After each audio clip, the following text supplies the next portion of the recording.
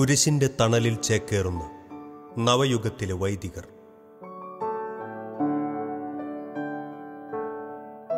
ഇതാ അവർ കുരിശിന്റെ കരുണയെ ധ്യാനിച്ച് അനേകരിലേക്ക് ആ സൗരഭ്യം പകരുന്നു. ഇത് കപ്പൂച്ചിൻ സഭയുടെ ആലുവ സെയിന്റ് തോമസ് പ്രോവിൻസിലെ father doctor Dev Augustine Akkara, Thrissur government medical കോളേജിലെ MBBS പഠനത്തിന് ശേഷം ദൈവവിളി സ്വീകരിച്ച് ഇപ്പോൾ ദൈവരാജ്യ വയലിൽ ക്രൂശിതന്റെ സൗഖ്യം പകരുവാൻ ഇറങ്ങിത്തിരിച്ച വൈദികൻ. ദൈവരാജ്യത്തിലെ തളരാത്ത വേലയ്ക്കായി സമർപ്പണം ചെയ്ത വൈദ്യനായ ഈ വൈദികൻ തന്റെ ദൈവവിളി അനുഭവങ്ങൾ നമ്മോട് പങ്കുവയ്ക്കുന്നു. ദേവച്ച ശാലോം TV ജോഷു എന്ന പ്രോഗ്രാമിൽ അച്ഛനോടൊപ്പമുള്ള ഈ രണ്ടാമത്തെ എപ്പിസോഡിലേക്ക് സ്വാഗതം. ഫാദർ ദേവ് അഗസ്റ്റിൻ അക്കര അച്ഛൻ വളരെ ഭംഗിയായിട്ട് അച്ഛൻ്റെ ഒരു വിശേഷങ്ങൾ കഴിഞ്ഞ ആദ്യ എപ്പിസോഡിൽ പറയുമായിരുന്നു. ഇപ്പോൾ തിരുവനന്തപുരത്ത്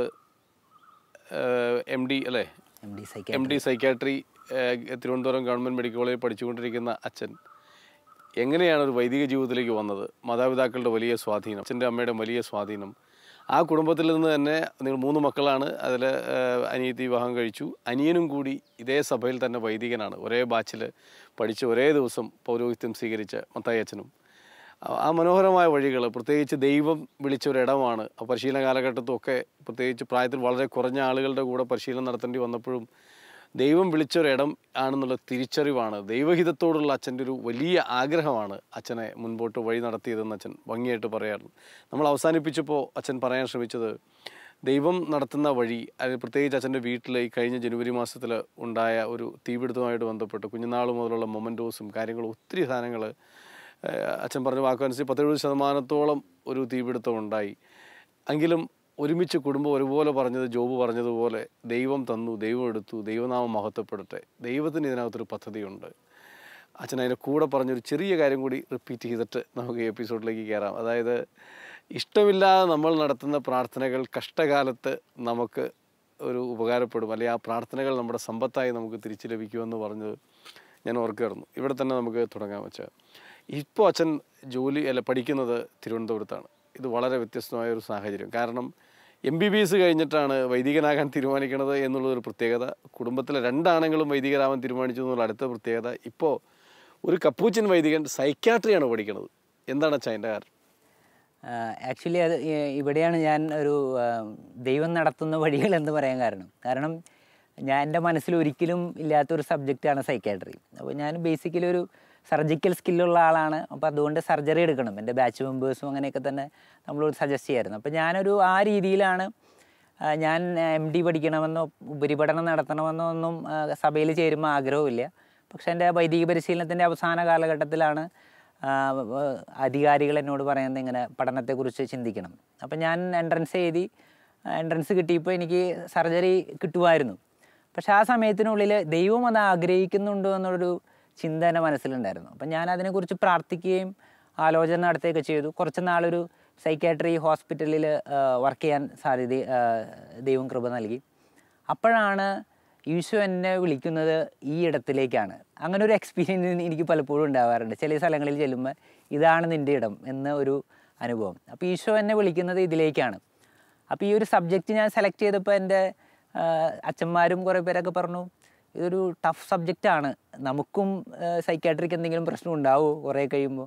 അങ്ങനെ കുറേ പേരൊക്കെ ഒരു പേടിപ്പിക്കലും ഇതൊക്കെ നടത്തിയായിരുന്നു. പക്ഷേ എനിക്ക് ഉറപ്പായിരുന്നു ഈശോ എന്നെ ഈ ഒരു സബ്ജക്റ്റിലേക്ക്, ഈ ഒരു മേഖലയിലാണ് കർത്താവ് വിളിക്കുന്നത്. അതിൻ്റെ പ്രധാനപ്പെട്ട ഒരു കാര്യം കണ്ടെത്തൽ ഞാൻ മനസ്സിലാക്കുന്നത്, ഏറ്റവും കൂടുതലൊരു സ്റ്റിഗ്മയുള്ളൊരു സബ്ജക്റ്റാണിത്. കാരണം നമ്മുടെ ഇടയിൽ ഒരാൾക്ക് എനിക്ക് ഒരു സങ്കടം ഉണ്ടെന്ന് പറയാൻ തന്നെ വിഷമിക്കുന്ന ഒരു മലയാളി സമൂഹമാണ് നമ്മുടെ ഉള്ളിൽ.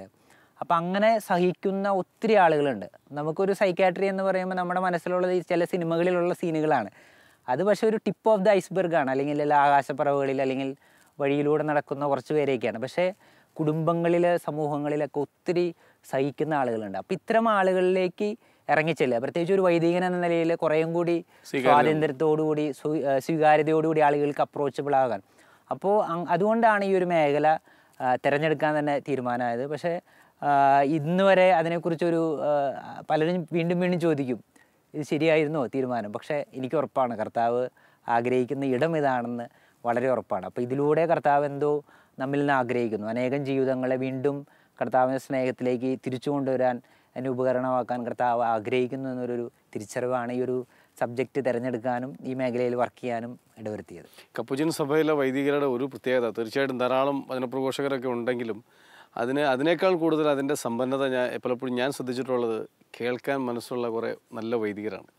കേൾവിയാണ് ഇന്നത്തെ ഏറ്റവും മിസ്സിംഗ് ആയിട്ടുള്ള കാര്യം. എനിക്ക് തോന്നുന്നത് അച്ഛൻ്റെ സൈക്കാട്രിയും ഇതും വളരെ വളരെ ബന്ധപ്പെട്ടു പോകുന്ന ഒരു കാര്യമാണ്. ഒരു സൈക്കാട്രിക് പ്രൊഫഷണൽ ഹെൽപ്പ് എന്ന് പറയുന്നതോടൊപ്പം തന്നെ ആളുകളെ മനസ്സിലാക്കാൻ, ആളുകളെ കേൾക്കാൻ ഉള്ളൊരു സാഹചര്യം വളരെ പ്രധാനപ്പെട്ട. അതിനോട് ചേർത്ത് ഞാൻ പറയുന്നത്, കേൾവിയുമായിട്ട് ബന്ധപ്പെട്ട് തന്നെ പറയുന്നത്, എല്ലാ കപ്പുച്ചിൻ സഭ അല്ലെങ്കിൽ കപ്പുച്ചിൻ ആശ്രമങ്ങളുടെയും ഒരു പ്രത്യേകത 24 മണിക്കൂറും ബെല്ലടിച്ചാൽ കുമ്പസാരിക്കാൻ പറ്റുമെന്നുള്ള ഒരു സാഹചര്യമുണ്ട്.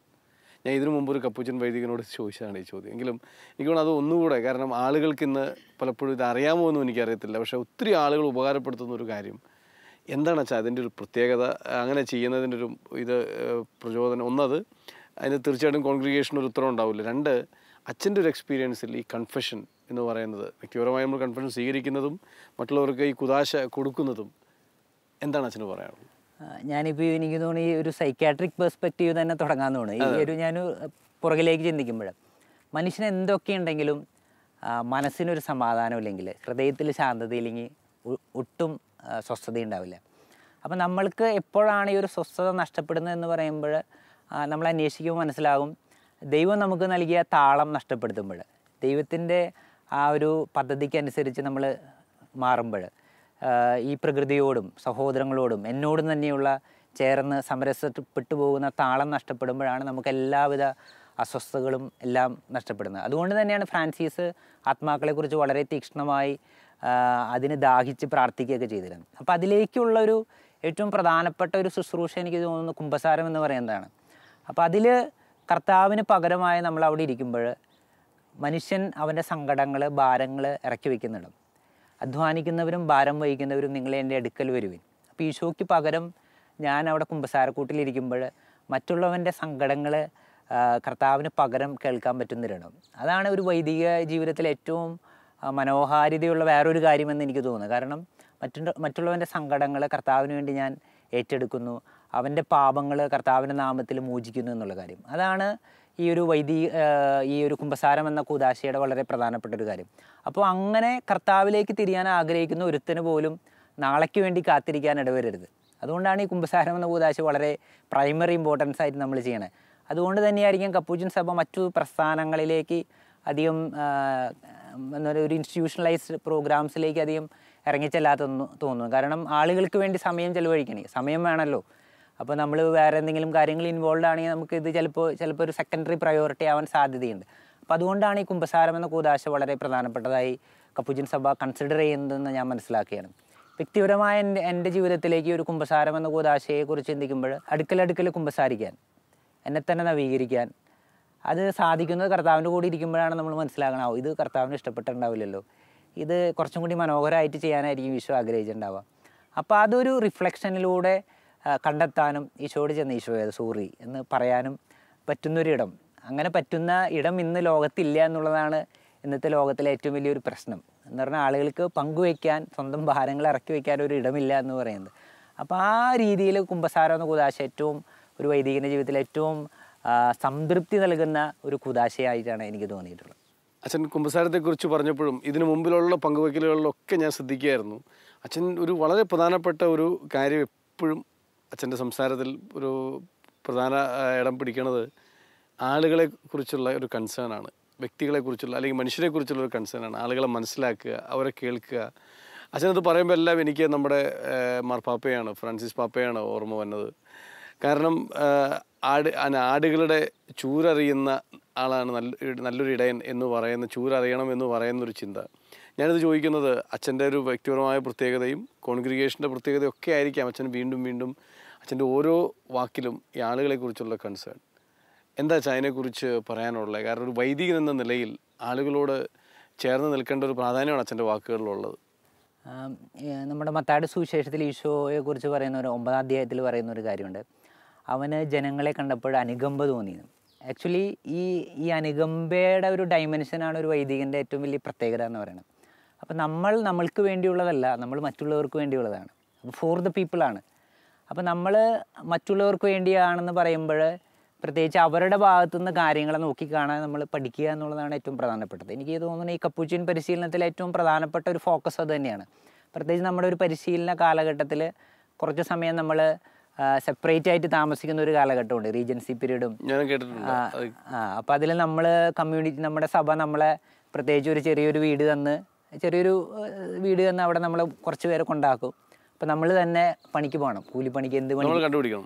നമ്മൾ തന്നെ പണി കണ്ടുപിടിക്കണം, നമ്മൾ തന്നെ അധ്വാനിച്ച്, നമ്മൾ തന്നെ സാധനങ്ങൾ വാങ്ങി, നമ്മൾ തന്നെ കണ്ടെത്തി ജീവിക്കുക.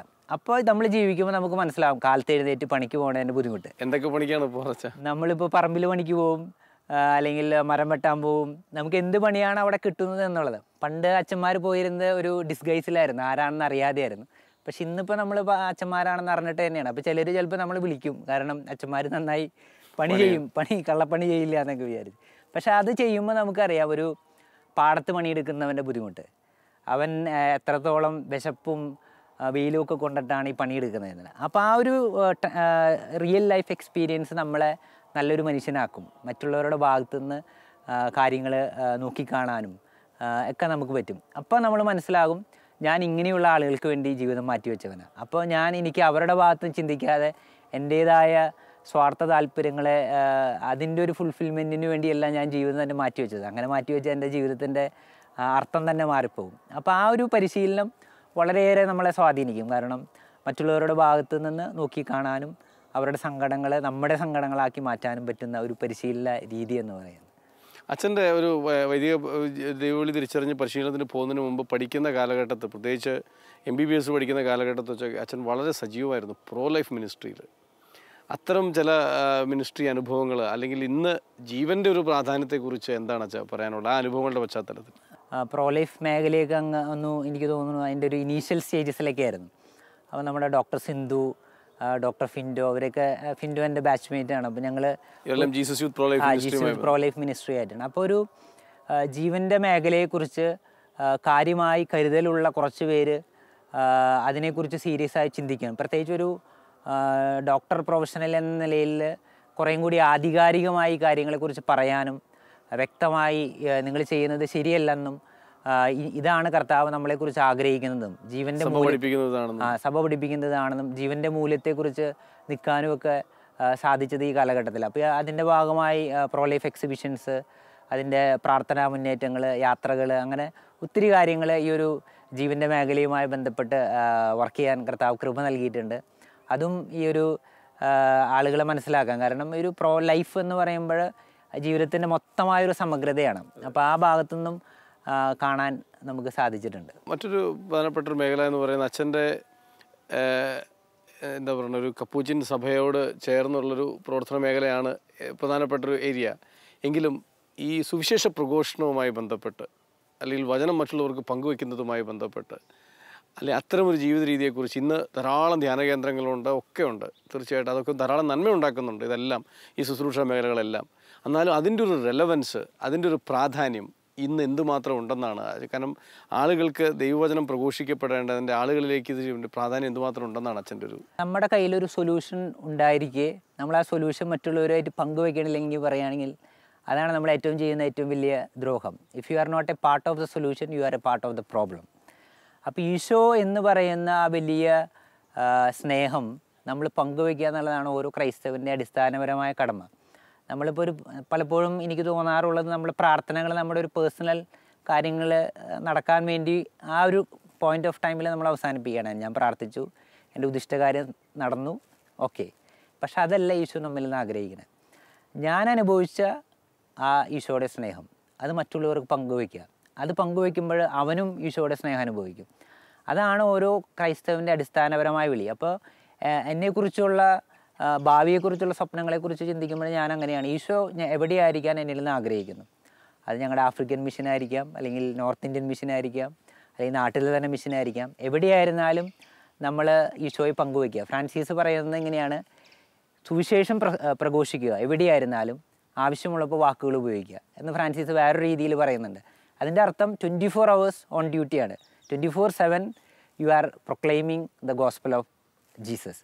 നിങ്ങളുടെ വാക്കുകളിലൂടെ, നിങ്ങളുടെ പ്രവൃത്തികളിലൂടെ, നിങ്ങളുടെ ജീവിതങ്ങളിലൂടെ ഈശോ നമ്മളെ കൊണ്ടെത്തിക്കുന്ന ഇടങ്ങളിൽ ഈശോയെ പങ്കുവയ്ക്കുക. ആ ഒരു തീക്ഷ്ണത നഷ്ടപ്പെട്ടാൽ പിന്നെ എനിക്ക് തോന്നണില്ല ഒരു വൈദിക ജീവിതത്തിൻ്റെ നമ്മൾ പിന്നെ എന്തിനാണ് ഞാനിങ്ങനെ ആയെന്ന് ചിലപ്പോൾ നമ്മൾ ചിന്തിച്ചു പോകും. കാരണം നമ്മുടെ പ്രൈമറി കോൾ എന്ന് പറയുന്നത് ഈ ഞാൻ അനുഭവിച്ച് ഈശോയെ പങ്കുവയ്ക്കുക, ആ നല്ല വിശേഷം പങ്കുവയ്ക്കുക എന്നുള്ളതാണ്. അപ്പോൾ അതൊരു ഒരിക്കലും നഷ്ടപ്പെടുത്തരുത്. അങ്ങനെ അവസാനം വരെ ജീവിക്കണം എന്നാണ് എൻ്റെ ഒരു വ്യക്തിപരമായ ആഗ്രഹം. തീർച്ചയായിട്ടും കർത്താവിനെ പങ്കുവയ്ക്കാൻ പറ്റുന്നില്ലെങ്കിൽ ഈ വിളിക്കൊരർത്ഥമില്ല എന്നുള്ള അച്ഛൻ്റെ ആ ഒരു തിരിച്ചറിവ് തന്നെ വലിയൊരു ബോധ്യമാണ് അച്ഛൻ. ഞാൻ വീണ്ടും ചോദിക്കുന്നത്, ഇന്ന് ഈ ദൈവദിന പ്രഘോഷണമായിട്ട് ബന്ധപ്പെടുത്തി തന്നെയാണ് ഞാൻ അതിനെ കാണുന്നത്. കാരണം നമ്മൾ ഇറങ്ങിച്ചെല്ലേണ്ടതുണ്ടല്ലോ. കാരണം ഇന്നത്തെ ഒരു സാഹചര്യം ഒത്തിരി വ്യത്യാസമുണ്ട്. പ്രത്യേകിച്ച് നമ്മുടെ സഭാ സ്ഥാപനങ്ങൾ ധാരാളം നമ്മൾ നോക്കുമ്പോഴും പ്രായോഗികമായ കാരണങ്ങളുടെ പേരിലായിരിക്കാം, തീർച്ചയായിട്ടുമാണ്. കാരണം നമുക്കതിനൊരിക്കലും ജനറലൈസ് ചെയ്യാനോ കുറ്റപ്പെടുത്താനോ പറ്റത്തില്ല. കാരണം ഒരു സഭാ സ്ഥാപനങ്ങളിൽ നിന്ന് എത്തിപ്പെടണമെങ്കിൽ സെക്യൂരിറ്റി കഴിയണം, അവിടെ ഡയറിയിൽ പേരെഴുതണം, ഇത് കഴിയണം, ഒക്കെ കഴിഞ്ഞിട്ടാണ് ആളുകൾക്ക് പലപ്പോഴും അത്തരത്തിലുള്ള വൈദികരുടെ അടുത്തൊക്കെ പോലും എത്തിപ്പെടാൻ പോലും പറ്റണത്. ഇവൻ ഇടവക ദേവാലയങ്ങളിൽ പോലും സെക്യൂരിറ്റി വെച്ച് ആളുകൾ കൊണ്ട് വണ്ടി പോലും റോങ്ങായിട്ട് പാർക്ക് ചെയ്യാതെ ഒക്കെ ചെയ്യാതെ ഒക്കെ ഗേറ്റും സെക്യൂരിറ്റി ഒക്കെ വെക്കുന്ന ഒരു കാലത്താണ് നമ്മൾ ജീവിക്കണത്. അതിനൊക്കെ കൃത്യമായ റീസൺസ് ഉണ്ട്, കാരണങ്ങളുണ്ട്, സത്യം. പക്ഷേ സാധാരണക്കാരനെ അപ്രോച്ച് ചെയ്യാവുന്ന, ആളുകളിലേക്ക് ഇറങ്ങിച്ചെല്ലുന്ന, ആളുകളുടെ കൂടെ ഇറങ്ങിച്ചെല്ലുന്ന ഒരു ഇതുണ്ട്. ഞാനത് പറയുമ്പോൾ എൻ്റെ മനസ്സിൽ ഞാൻ ധാരാളം ഇന്ന് യൂറോപ്പിൽ ക്രിസ്തീയ വിശ്വാസത്തെക്കുറിച്ചൊക്കെ ധാരാളം ആശങ്കകളൊക്കെ എല്ലാവരും പ്രകടിപ്പിക്കുമ്പോഴും ഞാൻ അച്ഛൻ മുമ്പ് പറഞ്ഞ അസീസിയിൽ സാന്താക്യാര പള്ളിയുടെ മുമ്പിൽ കണ്ടത് സമ്മറിൽ ചെറുപ്പക്കാരായ ആളുകൾ ഐസ്ക്രീമൊക്കെ കഴിച്ചിരിക്കുന്നതിന് നടുവിലൊരു കപ്പൂച്ചൻ വൈദികനിരിക്കുന്നത്.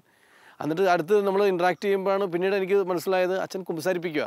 ഞാൻ അങ്ങനെ ചെയ്യണമെന്നല്ല, പക്ഷേ ഇറങ്ങിപ്പോകുക. ഞാൻ ഇതിന് മുമ്പ് ഈ കാര്യം പറഞ്ഞിട്ടുണ്ട്. പക്ഷേ എങ്കിലും ഞാനിത് പറയണത്, ഇന്ന് കേരളത്തിൽ അങ്ങനെ ഒരു ആവശ്യമില്ലേ, നമ്മുടെ ഭാരതത്തിൽ അങ്ങനെ ഒരു ആവശ്യമില്ലേ, ഇറങ്ങി ചെല്ലേണ്ട ഒരു സുവിശേഷ പ്രഘോഷണത്തിൻ്റെ പ്രാധാന്യമില്ലേ? നമ്മൾ കൺവെൻഷനും ബാനറും ഒക്കെ വെച്ചിട്ടുള്ള സ്ഥലങ്ങളിൽ ആളുകൾ വരുന്നത് ഒരു മെത്തേഡാണ്, മറ്റൊരു മെത്തേഡില്ലേ?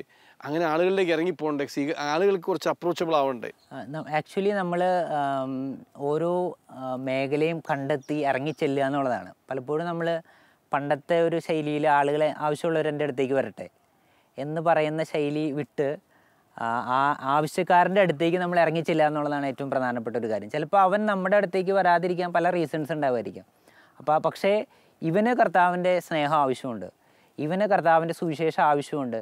ഈ മേഖലയിൽ നമ്മൾ യുവജനങ്ങളുടെ ഇടയിലായിരിക്കാം, ചിലപ്പോൾ മയക്കുമരുന്നിൽ അടിമപ്പെട്ടവരുടെ ആയിരിക്കാം, അല്ലെങ്കിൽ ഓരോ മേഖലകളും കണ്ടെത്തി നമ്മൾ അങ്ങോട്ട് ചെല്ലുക എന്നുള്ളതാണ്. നമ്മളിവിടെ ഒരു കൗണ്ടർ ഇട്ട് ആവശ്യമുള്ളവർ ഇങ്ങോട്ട് വരട്ടെ എന്ന് പറയുന്ന രീതിയിലുള്ള സുവിശേഷ പ്രഘോഷണത്തെക്കാൾ ഉപരിയായി ഈശോ ചെന്നതുപോലെ ഇറങ്ങിച്ചെന്ന് ആരാണ്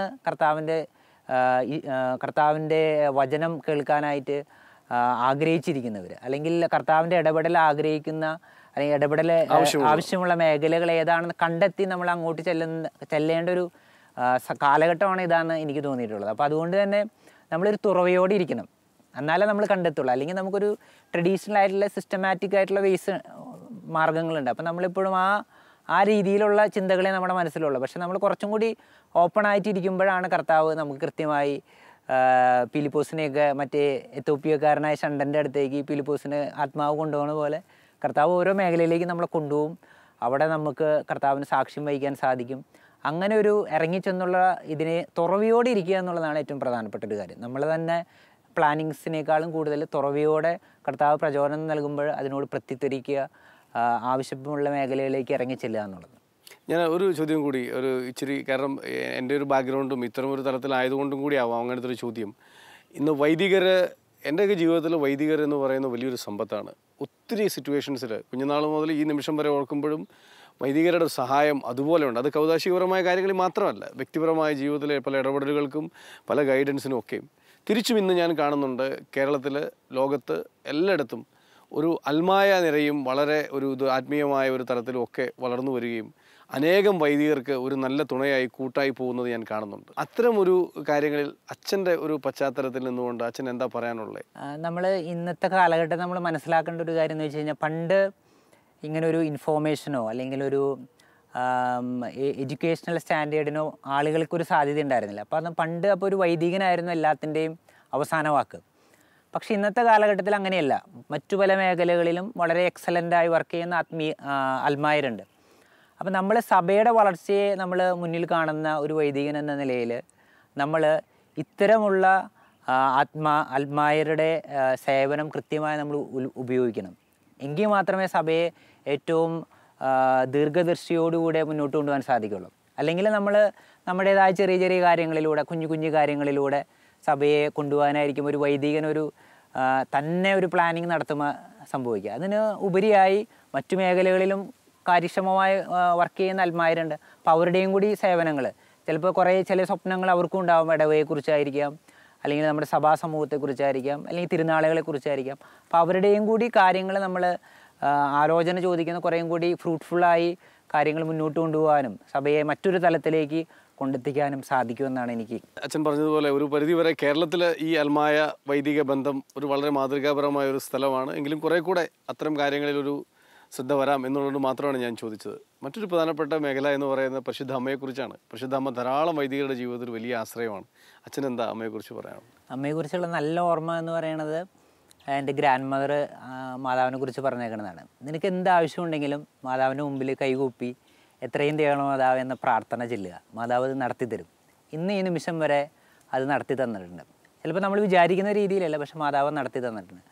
അതുകൊണ്ട് തന്നെ മാതാവിനോട് പ്രത്യേകമായൊരു സ്നേഹവും അടുപ്പമൊക്കെ തോന്നിയിട്ടുണ്ട്. അപ്പോൾ ജപമാല ചൊല്ലാനും ഈശോയെ വളർത്തിയതുപോലെ എന്നെയും വളർത്തണമെന്നൊക്കെ പ്രാർത്ഥിക്കാനൊക്കെ സാധിച്ചിട്ടുണ്ട്. അതുകൊണ്ട് തന്നെയാണ് ഞാനൊരു വൈദികനായി ഇവിടെ ആയിരിക്കുന്നു തോന്നുന്നു. കാരണം മാതാവ് ഈശോയുടെ പക്കൽ മാധ്യസ്ഥം വഹിച്ചിട്ടുണ്ടായിരിക്കാം എന്നെ ഒരു വൈദികനാക്കാനും നല്ലൊരു വൈദിക ജീവിതം നയിക്കാനും ഇവനെ അനുഗ്രഹിക്കണമെന്ന് കാനായിലൊക്കെ മാധ്യസ്ഥം വഹിച്ചതുപോലെ അമ്മ മാധ്യസ്ഥം വഹിക്കുന്നുണ്ടെന്ന് എനിക്ക് തീർച്ചയായും ഉറപ്പുണ്ട്. ആ ഒരു ഉറപ്പാണ് ഈ മാതാവുമായുള്ള ബന്ധത്തിൽ ഏറ്റവും നല്ലൊരു കാര്യമായിട്ട് എനിക്ക് തോന്നിയത്. അച്ഛാ, ഈ ഒരു കപ്പൂച്ചിൻ വൈദികനായി ജീവിതം മുന്നോട്ട് വളരെ ഭംഗിയായിട്ട് തമ്പുരാൻ മുമ്പോട്ട് നയിക്കട്ടെ. എങ്കിലും ഇത് അവസാനിക്കുന്നിടത്ത് എൻ്റെ ഒരു ചിന്ത, ഈ ഒരു പൗരോഹിത്യ ജീവിതത്തിൻ്റെ അവസാനം എങ്ങനെയാവണമെന്നാണ്, അല്ലെങ്കിൽ ഒരു പൗരോഹിത്യ ജീവിതത്തെക്കുറിച്ച് അച്ഛൻ്റെ ഒരു പ്രാർത്ഥന എന്താണ്, ആഗ്രഹം എന്താണ്? നമ്മളെന്നാ മരിക്കാമെന്നൊന്നും അറിഞ്ഞുകൂടാ, പക്ഷേ മരിക്കുമ്പോൾ ഈശോ പറഞ്ഞതുപോലെ പറയാൻ പറ്റണം, എന്നെ ഏൽപ്പിച്ച എല്ലാ പണിയും ഞാൻ ചെയ്തു, ഈശോ എന്നിലൂടെ ഈ ലോകത്ത് ചെയ്യേണ്ട എല്ലാ നന്മകളും ഞാൻ ചെയ്തു, എല്ലാം പൂർത്തിയായി, ഈശോയെ നിൻ്റെ അടുത്തേക്ക് ഞാൻ വരുന്നു, അങ്ങനെ പറയാൻ പറ്റണം. അതാണ് എൻ്റെ ഒരു ആഗ്രഹവും സ്വപ്നവും. ദൈവഹിതം ഓരോ കാര്യത്തിലും അച്ഛൻ്റെ ഷെയറിങ്ങിൽ മുഴുവൻ ദൈവഹിതം അന്വേഷിക്കുന്ന ഒരു വൈദികനാണ് അച്ഛനെന്ന് വളരെ പ്രധാനപ്പെട്ടൊരു കാര്യമാണ്. അച്ഛൻ പറഞ്ഞെല്ലാം ദൈവത്തിൻ്റെ ഹിതം നടക്കണം, ദൈവം വിളിച്ച ഇടമാണ്. ഇതൊക്കെയായിരുന്നു അച്ഛൻ്റെ പ്രത്യേക വാക്കുകൾ ഈ ഒരു ഷെയറിങ്ങിൽ മുഴുവൻ. അതുപോലെ ആളുകളുടെ ഒരു കൺസേൺ, ആളുകളെ മനസ്സിലാക്കുക. എങ്കിലും ഞാൻ അച്ഛൻ്റെ ഈ ഒരു മനോഹരമായ പങ്കുവെക്കലുകളുടെ ഒടുവിൽ അച്ഛൻ പറഞ്ഞ വാക്കിനെ തന്നെ വീണ്ടും ഒന്നുകൂടെ ആവർത്തിക്കാനാണ് എനിക്കിഷ്ടം. അച്ഛൻ പറഞ്ഞതുപോലെ, കർത്താവ് എന്നെ ഏൽപ്പിച്ച എല്ലാ പണിയും ഞാൻ പൂർത്തിയാക്കി, ഈശോയെ അങ്ങ് ഏൽപ്പിച്ചതെല്ലാം ഞാൻ ചെയ്തു, ഞാനിതാ മടങ്ങി വരുന്നു എന്ന് പറയാൻ പറ്റുന്ന ഒരു നിമിഷം അച്ഛൻ്റെ ജീവിതത്തിൽ ഉണ്ടാവട്ടെ. അതായിരിക്കട്ടെ അച്ഛൻ്റെ അവസാനം. അച്ഛൻ്റെ സാന്നിധ്യത്തിന് ഈ ഷലോം ടി വിയിലെ ജോഷു എന്ന പ്രോഗ്രാമിലെ 2 എപ്പിസോഡുകളിലെയും സജീവമായ പങ്കുവെക്കലുകൾക്ക് ഒത്തിരി നന്ദി. Thank you. ശിമയോനും യാക്കോബും യോഹന്നാനും വലകഴുകും വലക്കാരും വഞ്ചിക്കാരും, ശിമയോനും യാക്കോബും യോഹന്നാനും വലകഴുകും വലക്കാരും വഞ്ചിക്കാരും, ഒരു നിമിഷം കേൾക്കാമോ കേൾക്കാമോ, നിങ്ങൾക്കായി നൽകാം ഞാൻ ഇന്നൊരു സന്ദേശം, നിങ്ങളെ സാക്ഷാൽ മുക്കുവരാക്കാൻ ഉതകും സുവിശേഷം, നിങ്ങളെ സാക്ഷാൽ മുക്കുവരാക്കാൻ ഉതകും സുവിശേഷം. ആഴക്കടലിൽ പോകുവിൻ, ആഴത്തിൽ വലയെറിയുവിൻ, ആഴക്കടലിൽ പോകുവിൻ, ആഴത്തിൽ